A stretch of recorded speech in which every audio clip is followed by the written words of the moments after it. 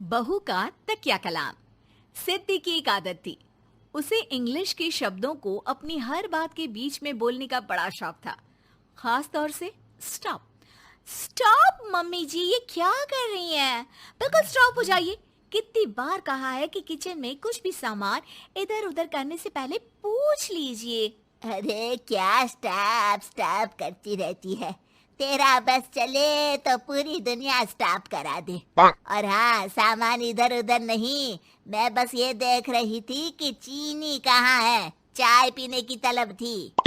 Stop mummy जी, अब ये मत बोलिए कि आपको ये भी नहीं पता कि किचन में चीनी कहाँ होती है।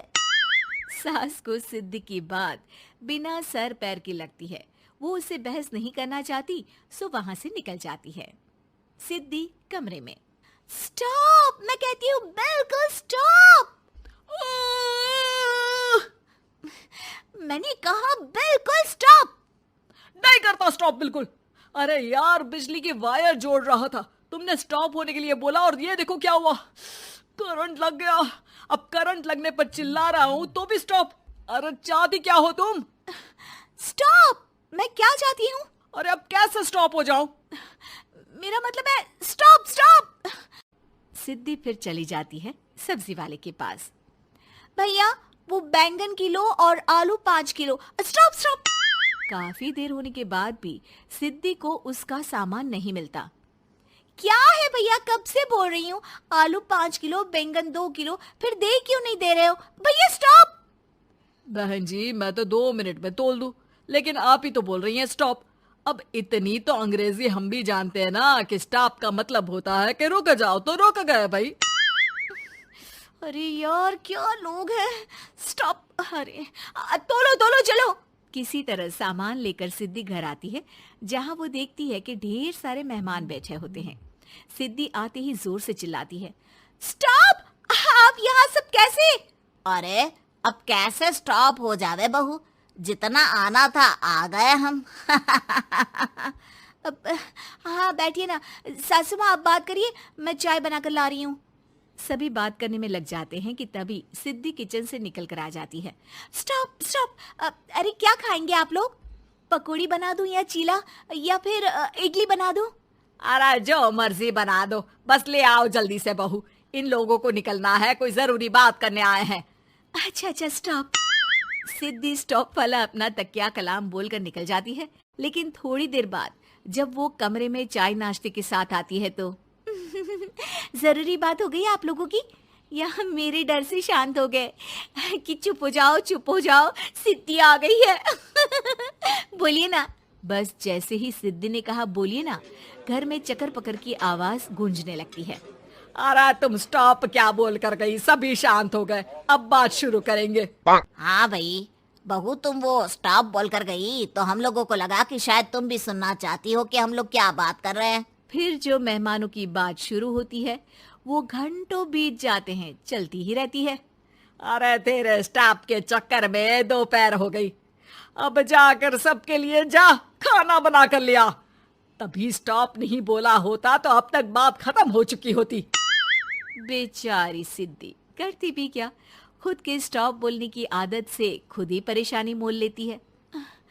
आप लोग खाना खाकर जाइए, हाँ मैं जा रही हूँ बनाने। मम्मी जी, लेकिन स्टॉप, मैं ना खाना बना कर लाती हूँ। सिद्धि सबको खाना खिलाकर विदा करती है। पूरी तरह से थक चुकी सिद्धि शाम को पार्क में वॉक करने जाती है। स्टॉप यार, आज तो मैंने बहुत खा लिया, पेट लग रहा है कि फट ही जाएगा। सहेली एक जगह खड़ी होकर सिद्धि की बातें सुनती है। सिद्धि उसे दिन भर की सारी बातें कहती हैं। स्टॉप यार स्टॉप, चल मैं घर जा रही हूँ। सोचा था थोड़ा वॉक कर लूंगी, पेट हल्का हो जाएगा। सारा दिन काम कर कर के थक भी गई थी, लेकिन यार तेरे कारण बस खड़ी ही रह गई। वैसे तो पार्क करने क्या आई थी? और यार बड़ी अजीब लड़की है, मैंने कितनी बार बोला कि मैं वॉक पर आई थी, लेकिन तू स्टॉप स्टॉप बोलकर रोक लेती थी मुझे। यार प्लीज अब तू जा, मैं वॉक करके ही घर जाऊंगी। ओ यार, वो स्टॉप तो मेरा तकिया कलाम है। घर के सभी लोग सिद्धि के स्टॉप से परेशान थे। वे कभी उसके बोलने पर स्टॉप हो जाते तो मुसीबत आ जाती, कभी नहीं होते तो भी मुसीबत आ जाती। अरे मैं तो इस बहू के तकिया कलाम से परेशान हो गई हूँ। अरे कोई तो उसकी ये आदत हटाए। देखो माँ, ये जो आदत होती है ना, जब तक खुद की जान पर न बन जाए आदत छूटती नहीं।